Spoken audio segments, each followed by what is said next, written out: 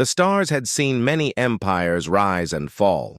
Commander Park Do-hyun knew this because the elder races loved to remind humanity of it.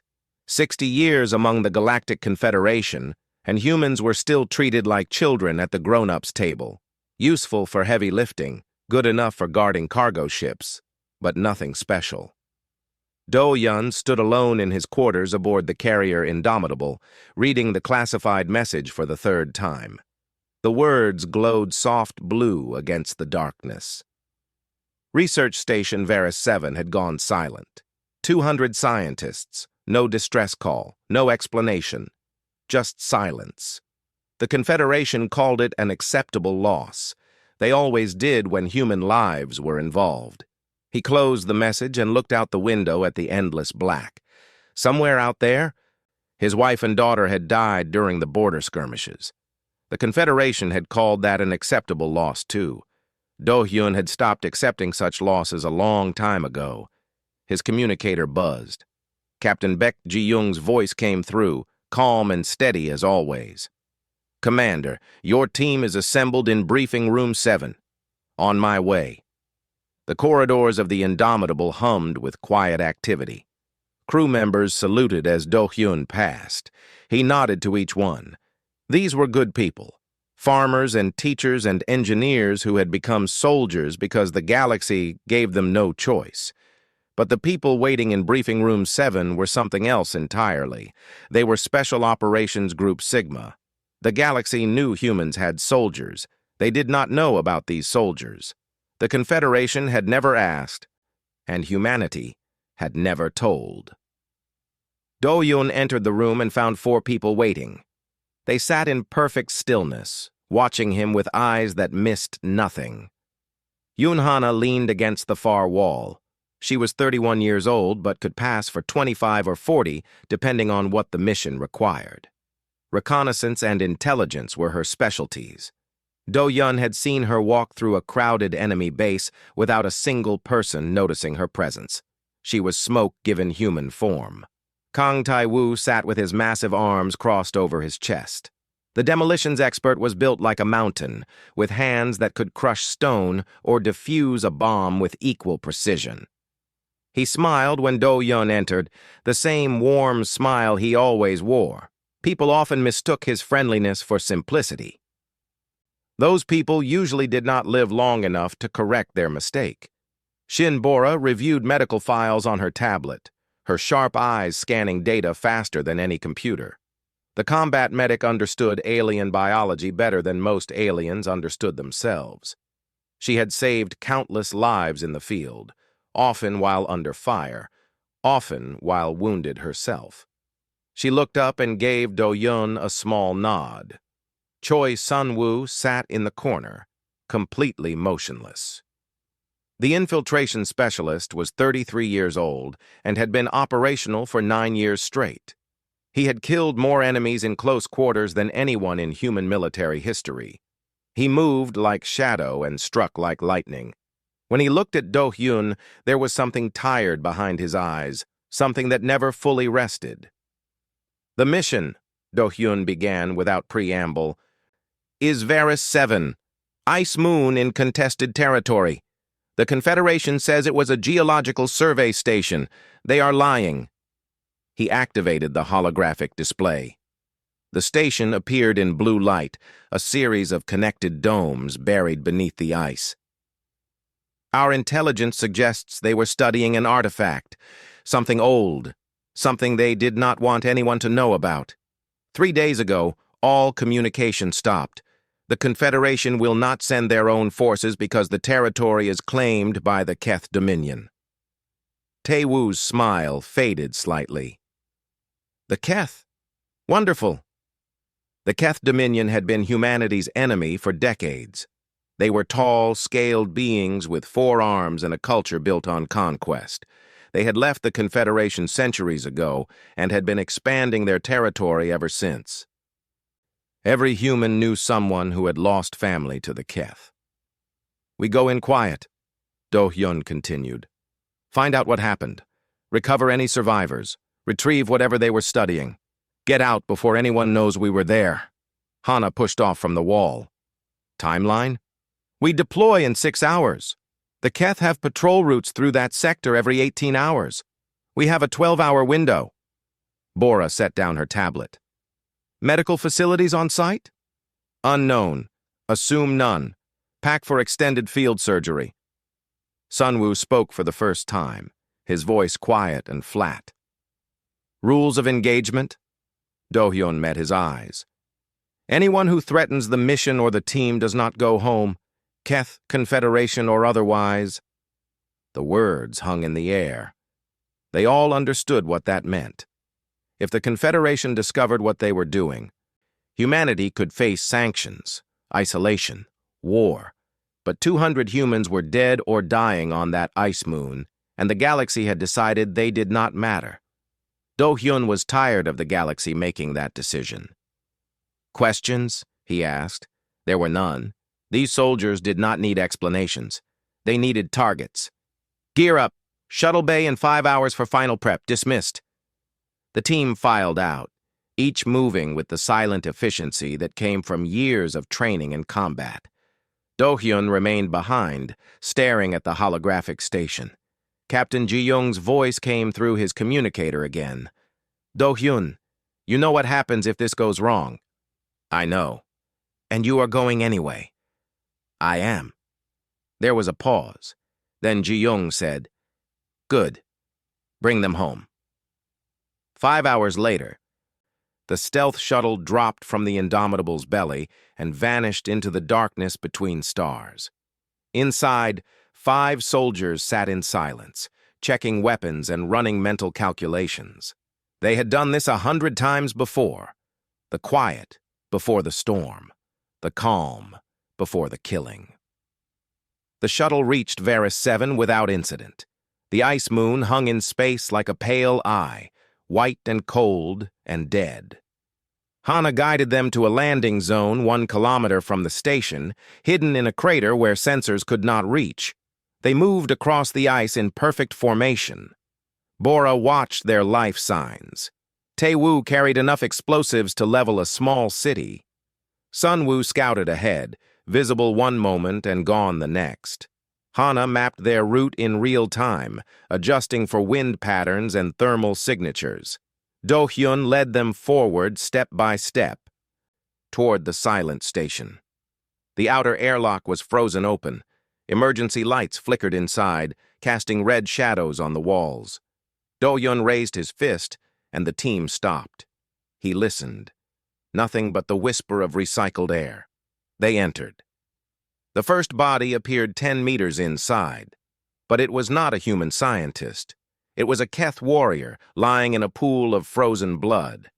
His weapon was still in his hand. His face was locked in an expression of absolute terror. Bora knelt beside the body, scanning with her medical equipment. Dead approximately 48 hours, cause of death. She paused, frowning. I do not understand. There are no wounds. Taewoo found the second body, then the third, then the fourth. Keth warriors, all of them, scattered through the corridor like leaves after a storm. Dozens of them, all dead. All without visible injuries, all wearing the same expression of frozen horror. Someone got here before us, Hana whispered. Sunwoo emerged from the shadows ahead. His voice was even quieter than usual. Commander, you need to see this. They followed him deeper into the station. The bodies grew more numerous. Keth and human scientists mixed together, lying where they had fallen. And on the walls, written in blood that had long since frozen, were words in a language none of them recognized. Then the lights went out, and something moved in the darkness. What darkness remembers? The darkness moved like it was alive. Do-hyun activated his helmet light, and the beam cut through the black like a knife. The others did the same. 5 circles of white light danced across walls covered in frozen blood and strange symbols. Formation tight, Do-hyun ordered. Weapons ready. They pressed their backs together, facing outward in a circle. Bora's scanner hummed as she swept the area. Her voice was steady but confused. I am detecting movement. multiple contacts. But they are not reading as biological. Something flickered at the edge of Tae-woo's light. A shape, tall and thin, made of something that was not quite solid. It seemed to be built from shadow and cold light, with long limbs that bent at wrong angles. Where its face should have been, there was only a hollow space that somehow looked hungry. "Contact left," Tae-woo said calmly, already raising his weapon. More shapes appeared. They rose from the floor. They stepped out of walls. They emerged from the darkness itself, surrounding the team in a silent circle. 20 of them. 30. More. Sunwoo's voice was ice. "Commander, orders." Do-yun studied the creatures. They were not attacking. Not yet. They were watching, waiting, testing. "Hold fire," he said. "Nobody moves." One of the creatures drifted closer to Hana. She stood perfectly still as it circled her, its hollow face inches from her helmet. It seemed to be studying her, looking for something. Then it turned away. The creatures began to fade back into the shadows, losing interest in the 5 humans standing in their midst. "They are not targeting us," Bora whispered with sudden understanding. "They were built to target the elder races, the Confederation species. We are not what they were designed to kill." The creatures vanished completely, leaving only the frozen dead and the endless dark. Tae-woo let out a long breath. "What were those things?" "Echoes," Hana said. She had moved to a nearby console and was pulling data from its damaged systems.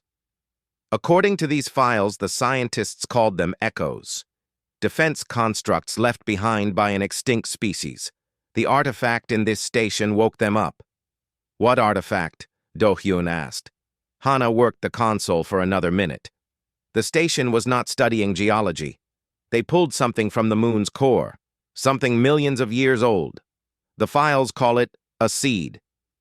She found what she was looking for and projected the data onto the frozen wall. Images appeared. A crystalline sphere about the size of a human head, pulsing with inner light. Scientists in protective suits examining it. Notes and equations that none of them could understand. "The Keth came for it," Hana continued. "A strike team. They killed the scientists, but the artifact activated when they tried to remove it. The echoes appeared and killed everyone, Keth and human alike." Bora was examining the Keth bodies more closely now. "No wounds because the echoes do not damage the body. They damage something else, the mind, the soul, whatever makes a person alive." "And they ignored us," Sunwoo said, "because they were programmed to fight the elder races, not humans." Do-hyun processed this information quickly. The Confederation had hidden this discovery for a reason, an ancient weapon that targeted specific species. In the wrong hands, it could change the balance of power in the entire galaxy. "We need to find that artifact," he said. "Move out. Hana on point." They advanced deeper into the station, moving through corridors lined with the dead. The echoes watched from the shadows, but did not approach. Human adrenaline and neural patterns seemed to confuse them, making the team invisible to their ancient targeting systems. They found the artifact chamber at the station's heart. The room was large and circular, with walls covered in equipment that had been torn apart by violence. In the center stood a pedestal, and on the pedestal sat the seed. It was beautiful in a terrible way. Light moved inside it like trapped lightning, pulsing in rhythms that almost seemed like breathing. Bora approached it slowly, her scanner working overtime. "This is not just a weapon component. There is data encoded in the light patterns. It is a message." "A message from who?" Tae-woo asked.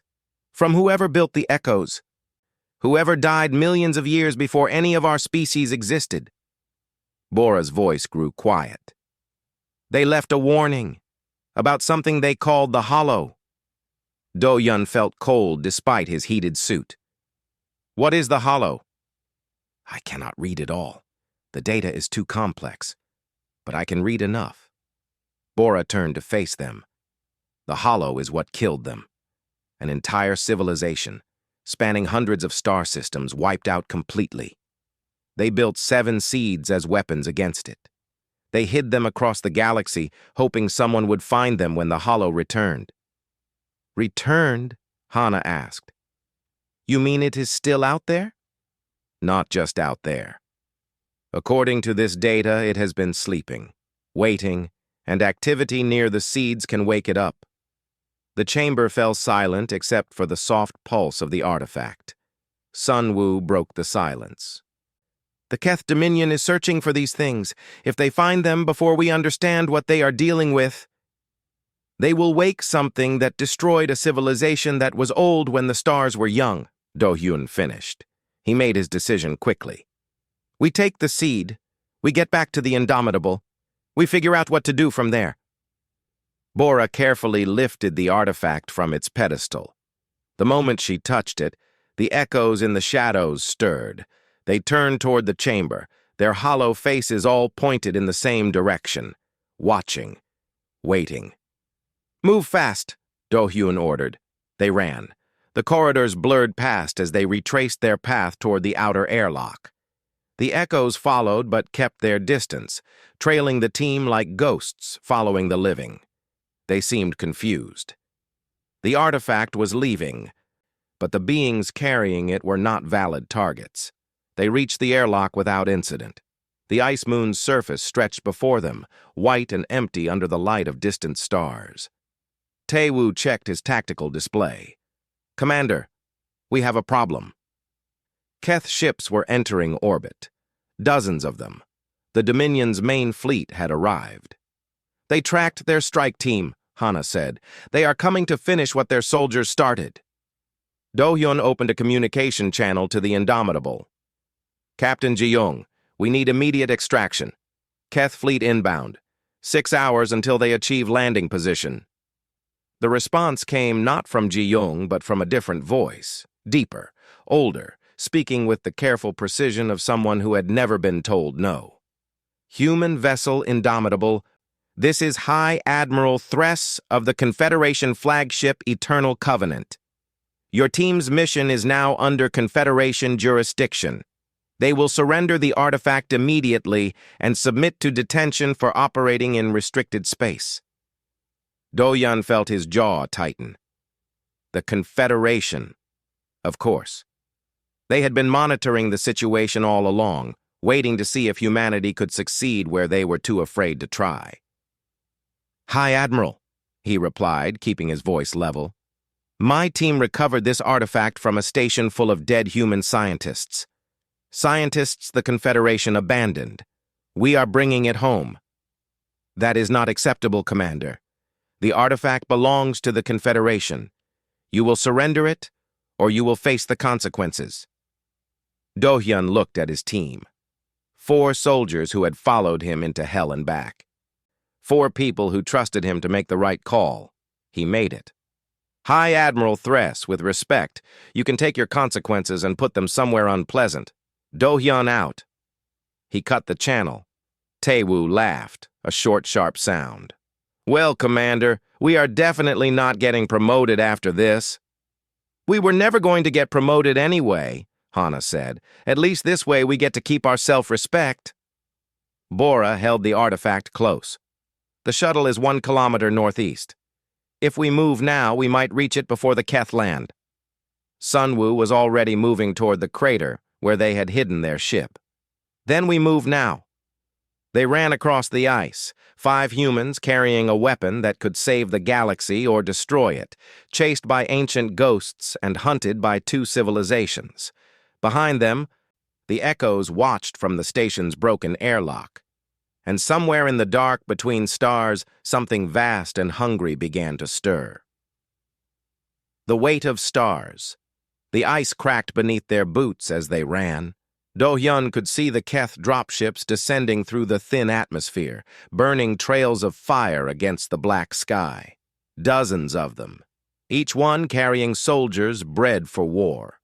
The Dominion was not sending a recovery team. They were sending an army. Shuttle is 500 meters, Hana reported, her breath steady despite the sprint. 3 minutes at current pace. We do not have 3 minutes, Sunwoo said.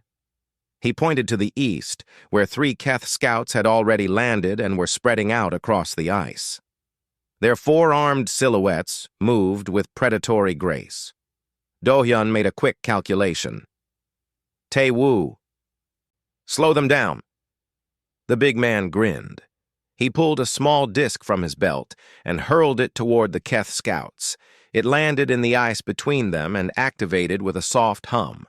Then it exploded with an electromagnetic pulse that fried every piece of technology within 200 meters. The scouts' weapons went dead. Their communications died. Their heated suits failed, leaving them exposed to the brutal cold. They would live, but they would not be following anyone for a while.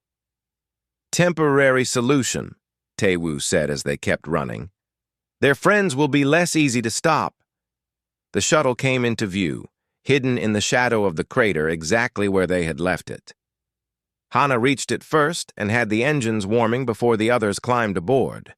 Within 30 seconds, they were lifting off, rising through the thin atmosphere toward the stars. The Indomitable hung in orbit above them, surrounded by Confederation warships. The Eternal Covenant was the largest, a massive vessel that dwarfed the human carrier like a whale beside a fish. Smaller Confederation ships had formed a blockade, their weapons powered and ready. Captain Ji-young's voice came through the shuttle's speakers. "Commander, we have a situation." "I noticed," Do-hyun replied. "Options?" "Working on it. Stand by." The shuttle rose higher. Below them, the Keth fleet was entering attack formation. Above them, the Confederation blockade waited. They were caught between 2 forces that both wanted them dead or captured. Bora held the artifact in her lap. Its light pulsed faster now, as if it could sense the danger.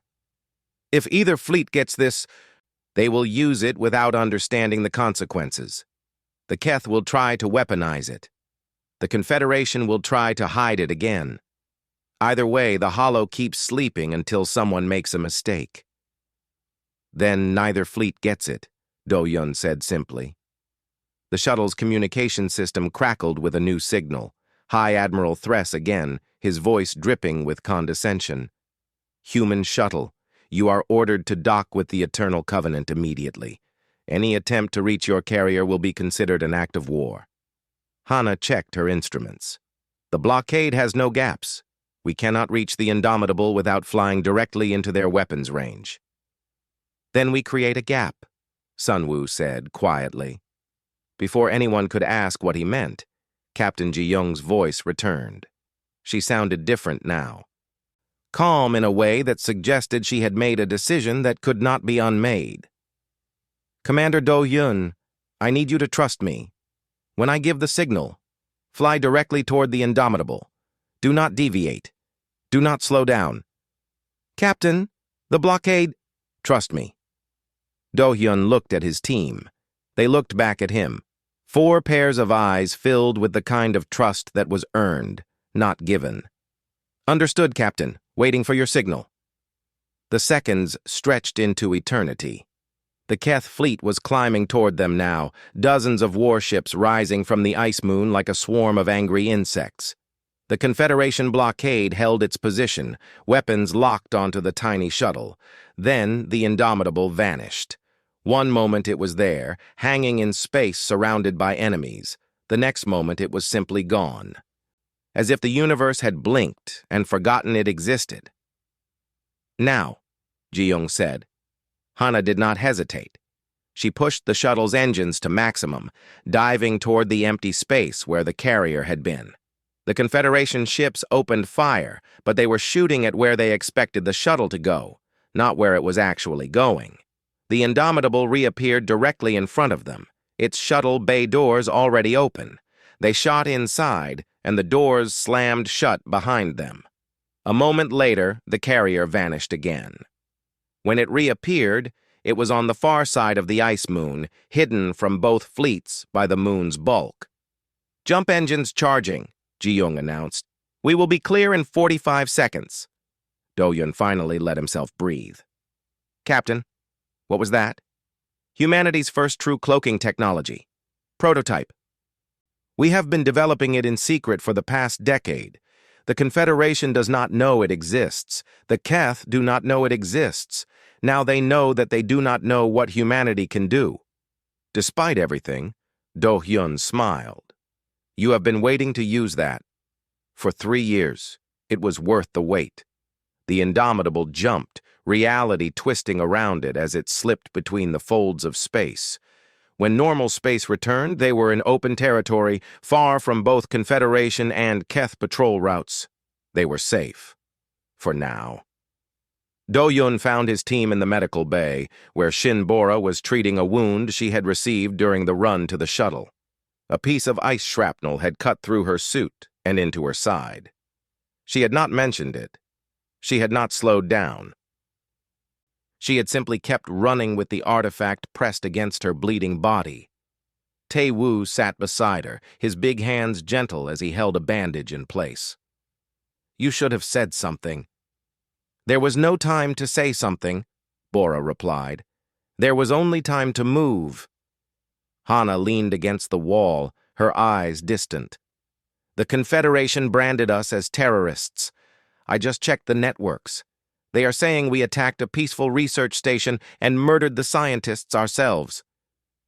They are afraid, Sunwoo said. He sat in the corner, cleaning a knife that did not need cleaning. We have something they want. We know something they wish we did not know. Fear makes people lie. Do-hyun stood in the doorway, watching his team. These people had followed him into an ancient tomb, faced creatures from nightmares, and stolen a galaxy-changing artifact from under the noses of 2 hostile civilizations. They had done it without question, without hesitation, without complaint. The Confederation and the Keth will hunt us now, he said. We cannot go home. We cannot contact our families. We are alone. We are not alone, Tae-woo said. We have each other, Bora nodded. And we have the artifact, which means we have a responsibility. If the Hollow is real, if it is the threat the Ancient Ones warned about, then someone needs to prepare for it. Someone needs to find the other seeds before the Keth do. The 6 of us against 2 civilizations and an ancient cosmic horror, Hana said. I have had worse odds. Sunwoo finally looked up from his knife. For the first time in days, there was something like life in his tired eyes. The galaxy has spent 60 years underestimating humanity. Perhaps it is time they learned what that mistake will cost them. Do-hyun felt the weight of command settle onto his shoulders.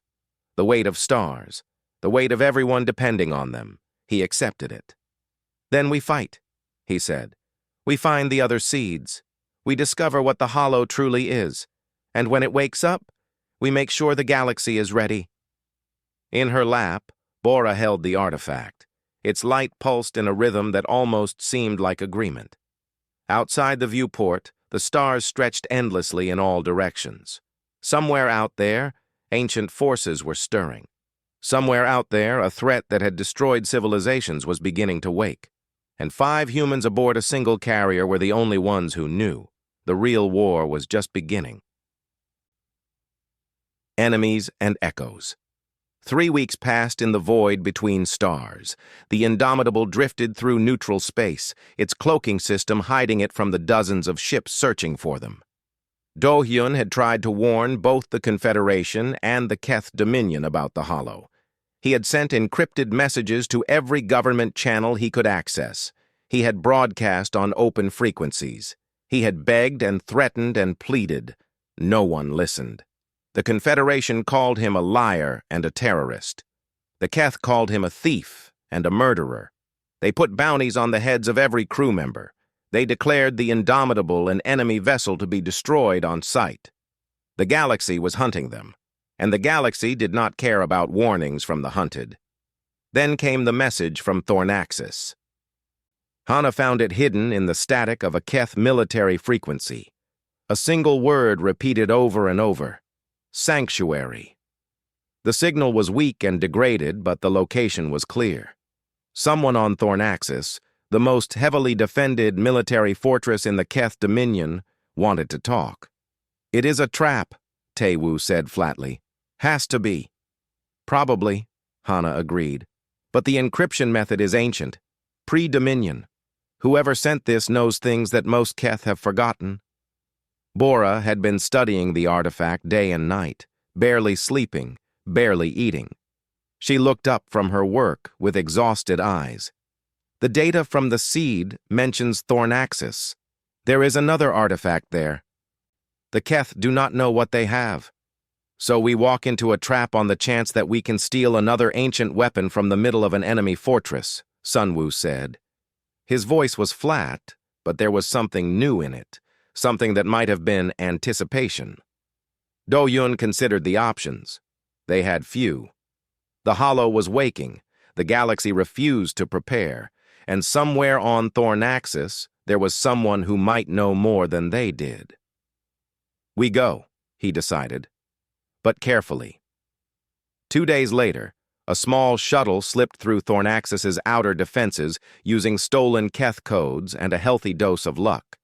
It landed in a maintenance bay on the fortress world's dark side, hidden among thousands of identical service vehicles. The team moved through the facility like ghosts. Hana led them through service corridors and maintenance tunnels that did not appear on any official maps. She had spent 2 days studying stolen blueprints until she knew the fortress better than the Keth who built it. Sunwoo scouted ahead, eliminating sentries so quickly and quietly that no alarms were raised. Taewoo carried enough explosives to level half the base just in case. Bora monitored their life signs and the fortress's security systems. Do-Yun coordinated every movement, every breath, every heartbeat. They found the signal's source in a forgotten archive beneath the fortress's main structure. Waiting for them was a Keth unlike any they had seen before. She was older than most Keth warriors, her scales faded to a pale gray that spoke of many years. She wore the simple robes of a scholar, not the armor of a soldier. Her 4 hands were empty, raised in a gesture that humans would recognize as surrender. "I am Nara," she said in careful, accented common. "I have been waiting for you." Sunwoo had his knife at her throat before she finished speaking. "Give me one reason not to kill you." Nara did not flinch. "Because I know where the seeds are. Because I have spent my entire life studying the civilization that made them. And because the Hollow is already moving. It destroyed a border colony 2 days ago. 3 billion of my people, gone in hours." The team exchanged glances. This was news they had not heard. The Dominion would never publicly admit such a loss. "Show us," Do-Yun said. Nara led them deeper into the archive, to chambers that had been sealed for centuries. She showed them records of her research. Star maps marking the locations of 3 more seeds, data she had decoded about the Hollow, about its nature, about its hunger. "It is not alive in any way we understand," she explained. "It is more like a force, a fundamental wrongness in reality itself. The ancient ones called it the Hollow because that is what it leaves behind: empty space, empty worlds, empty silence." "And the seeds can stop it?" Bora asked. "Together, yes. Apart, they are just artifacts. But combined, they become a weapon capable of pushing the Hollow back. The ancient ones used it once before. It cost them everything, but they succeeded." Hana studied the star maps. 2 of these seeds are in Keth territory. 1 is in Confederation space. Getting them will be impossible. "Impossible is what you do," Nara said simply. "I have read the reports. Your team has accomplished things that should not be possible. That is why I reached out to you and not to my own people. The Dominion would rather die than accept help from humans. But I would rather live." Taewoo frowned. "Why should we trust you? Your people have been killing humans for decades." "Because my daughter was on that border colony. Because I have nothing left except my knowledge and my desire to see the Hollow destroyed." Nara's voice cracked slightly. Because hate is a luxury that the dying cannot afford. Do-yun made his decision. She comes with us. But first, we need the seed from this fortress. The next 3 hours were the most intense of the team's collective careers. They moved through the fortress like smoke, bypassing checkpoints and security systems with a precision that bordered on supernatural. Nara guided them through hidden passages she had discovered during years of secret research. Hana created false alerts and diversions that drew guards away from their path. Taiwu disabled weapons systems. Bora kept everyone alive through sheer force of medical skill. Sunwoo eliminated obstacles with terrifying efficiency. The seed was kept in the fortress's deepest vault, guarded by 200 of the Keth's finest warriors. Getting in without being detected was impossible, so they did not try to avoid detection. Instead, Do-hyun positioned his team at a single corridor that led to the vault's entrance. When the guards finally noticed them, they came in force, 200 warriors against 5 humans. The battle lasted 11 minutes. Hana picked off officers and communications specialists with shots that seemed to bend physics. Taewoo created choke points with explosive precision, channeling enemies into kill zones. Bora kept everyone functional despite wounds that would have stopped lesser soldiers. Do-hyun directed the defense like a conductor, leading an orchestra of controlled violence, and Sunwoo moved through the Keth ranks like death itself. His knife found gaps in armor. His hands found pressure points that dropped enemies without sound. He killed 37 warriors in close combat before the battle ended. Most of them never saw him coming. When the last Keth soldier fell, the corridor was silent except for the breathing of 5 humans who had just accomplished the impossible. The vault door opened. Inside sat the second seed, glowing with the same trapped lightning light as the first. As Nara carefully retrieved it, one of the fallen Keth soldiers stirred. It was a general, badly wounded but still alive. He stared at the humans who had just destroyed his entire command with only 5 people. "What are you?" he whispered. Do-hyun looked down at him without expression. "We are special forces. Tell your superiors. Tell the entire Dominion. The galaxy wanted humanity to stay small and quiet. We are done being small and quiet." They left the general alive. They wanted him to tell the story. The shuttle lifted off from Thornaxis 20 minutes later, carrying 6 people instead of 5. As they broke atmosphere, Nara looked back at her homeworld for the last time. "I betrayed my people today," she said quietly. "No," Bora replied. "You chose to save them, even if they never understand." The Indomitable retrieved them 3 hours later. Captain Ji-young asked no questions about the Keth scholar who had joined the team. She simply assigned Nara quarters and continued plotting their next move. That night, Sunwoo found Nara alone in the observation deck, staring at the stars. "You do not trust me," she said without turning. "You should not. I would not trust me either." "I do not trust easily," Sunwoo admitted. "But I understand loss. I understand wanting to fight back. That is enough for now." They stood in silence for a long moment. "Your people call us monsters," Nara said finally. "We call you the same. Perhaps we are all just afraid of each other. Perhaps. But fear is not the same as evil. And right now, there is something much worse than either of us out there." As if in answer, the ship's alarms began to sound. Do-hyun's voice came over the speakers. "Urgent and controlled. All hands to stations. We have contacts. Unknown configuration. And they are not from any species in our databases." Sunwoo and Nara ran to the bridge. Through the viewport, they could see it. A rift in space itself, torn open like a wound in reality. And through that wound came shapes that made the mind hurt to look at them, vast and dark and wrong in ways that went beyond appearance. The Hollow had found them. What humanity carries. The Hollow tore through Keth space like a disease with no cure. In the weeks that followed its emergence, 12 worlds fell. 40 billion lives vanished into the emptiness that the Ancient Ones had warned about. The Dominion's fleets threw themselves against the darkness and were swallowed whole. The Confederation watched from a distance, paralyzed by politics and fear. Unable to agree on anything except that they were terrified.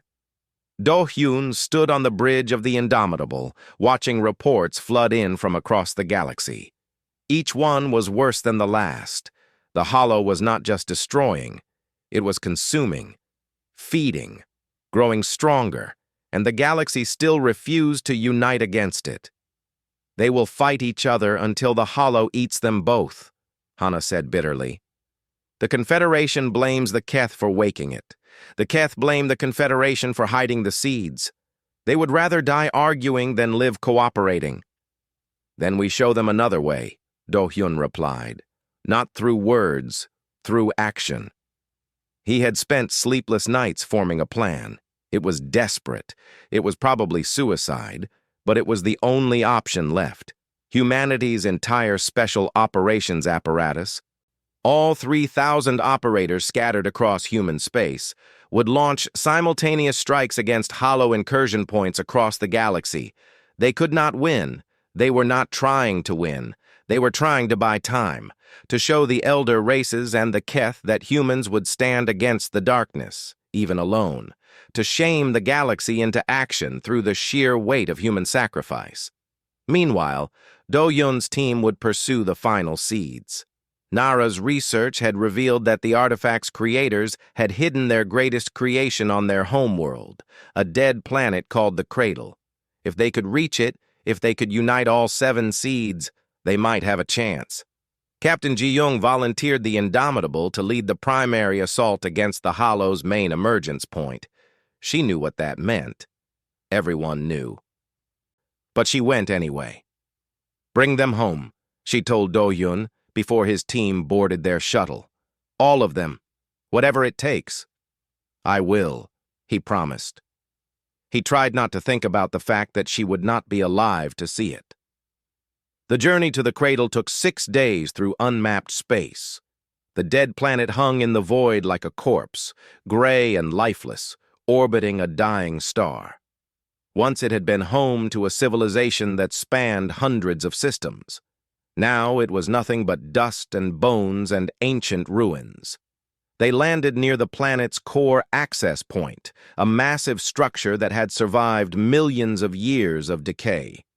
The architecture was alien in ways that made human geometry seem simple, walls that curved in impossible directions, doorways that led to spaces larger than they should be, symbols that hurt the eyes to look at.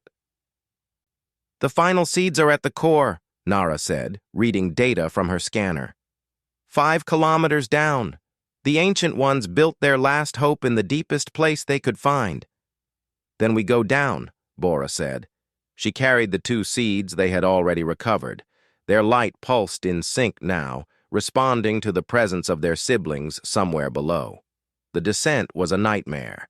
The Hollow had found the Cradle too. Its presence filled the ancient tunnels, darkness given physical form. Shapes emerged from walls and floors, wrong angles and impossible geometries that attacked the mind as much as the body. The echoes that had protected the station on Varus 7 were here too, but corrupted, twisted by the Hollow's influence into something that no longer distinguished friend from enemy. The team fought every meter. Hana's shots found targets that should have been impossible to hit. Taewoo's explosives cleared paths through hordes of enemies. Bora kept everyone alive through wounds that multiplied with every battle. Sunwoo and Nara fought back to back, blade and claw working together against creatures that had no right to exist. Do-hyun led from the front, his rifle never stopping, his commands never faltering. At the 3-kilometer mark, they reached a narrow bridge spanning a bottomless chasm. The Hollow concentrated its forces there, trying to stop their advance. Taewoo planted himself at the bridge's entrance. Go, he said. I will hold them. We go together, Do-hyun replied. That is how this works. Commander, Taewoo's smile was the same warm smile he always wore. I have a daughter back on Earth. She is 7 years old. She has my eyes and her mother's stubbornness. I fight so she never has to. So she can grow up in a galaxy that is not afraid of the dark. He pressed something into Do-Yun's hand, a small recording device. Tell her I love her. Tell her I died standing up. That is all I ask. Before Do-Yun could respond, Taewoo pushed him onto the bridge and turned to face the oncoming horde. His weapons roared, his explosives thundered. He held the entrance for 7 minutes, one man against a tide of darkness. He was still fighting when they lost sight of him. They pressed on. They had no choice. At the 4-kilometer mark, Hana saw movement in the shadows ahead. Familiar movement. She knew those patterns.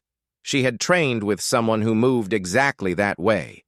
Her old mentor emerged from the darkness, but he was wrong now. Hollow-touched. Corrupted. His eyes were empty spaces, and when he spoke, his voice came from somewhere far away. Hello, little bird, he said. I have been waiting for you. Hana did not hesitate. She raised her weapon and gave her teacher the piece he deserved. A single shot. Clean. Merciful. Goodbye, she whispered. The core chamber opened before them at the 5-kilometer mark. It was vast, beyond comprehension, a cathedral built by beings who thought in scales that humans could barely imagine.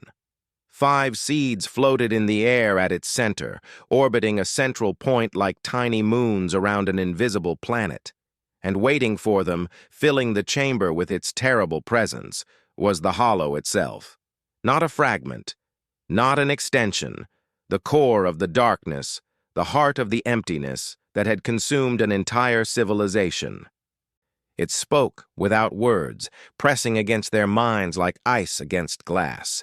You cannot stop what has already happened, what has always happened, what will always happen. Bora placed the 2 seeds with their siblings. 7 lights began to orbit together, their pulses synchronizing into a single rhythm. The weapon needs a conduit, Nara said, her voice shaking. Someone to direct its power, someone to... I know, Do-Yun said quietly. I read the data too. He walked toward the seeds before anyone could stop him. Their light wrapped around him like a cloak, lifting him off the ground. Energy flowed through his body, ancient and terrible and beautiful. Commander, Sunwoo said. His voice cracked. Do-Yun, do not.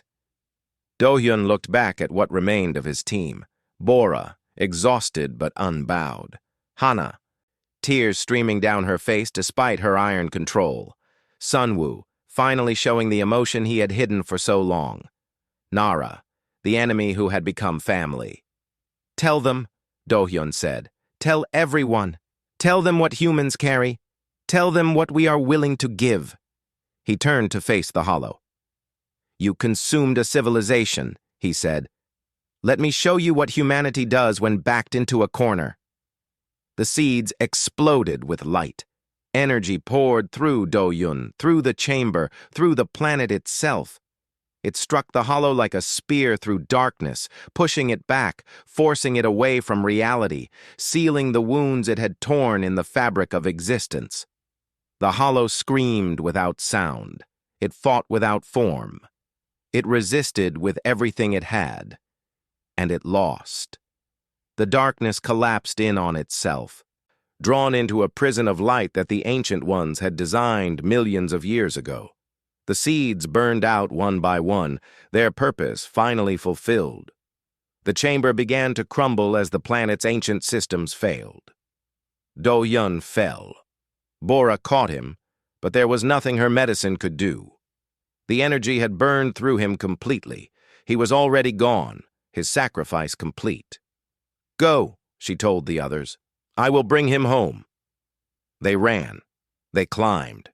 They fought through the last of the Hollow's minions with strength they did not know they had. Sunwoo carried Nara when her legs gave out. Hana cleared the path with shots that never missed. Bora followed with Do-hyun's body in her arms, refusing to leave him in the darkness. They reached the surface as the planet began to die around them. Their shuttle was waiting. They lifted off seconds before the ground collapsed. The cradle fell into itself and vanished, taking the secrets of the Ancient Ones with it. The war ended 3 days later. Without the Hollow driving them, the corrupted forces across the galaxy crumbled. The Confederation and the Keth, shamed by humanity's sacrifice, finally agreed to peace talks. The first true accord in 800 years was signed aboard the rebuilt Indomitable, now commanded by a captain who had survived the impossible battle at the emergence point. A monument was built on Earth, simple black stone, bearing the names of every operator who fell: Kang Tae-woo, Park Do-hyun, Baek Ji-young, 2,817 others. At the base, an inscription: "They carried what others could not. They faced what others would not. They were human." 6 months later, Shin Bora stood before the monument with Yoon Hana and Choi Sun-woo. Nara stood beside them, officially recognized as the first Keth citizen of Earth. They said nothing. There was nothing to say. Then Sun-woo's communicator chirped. A new mission. A new threat somewhere in the galaxy. Bora looked at the others. Once more? Hana checked her weapon. Once more. Sun-woo nodded slowly. Something had healed in him during these past months. The tiredness was still there, but it was different now. Purposeful. Nara straightened her shoulders. I am with you. They walked toward the sunset, toward the next battle, carrying the weight of humanity's hope on their shoulders. The stars watched them go, and somewhere in the light of those stars, the spirits of the fallen watched too, proud of what humanity had become.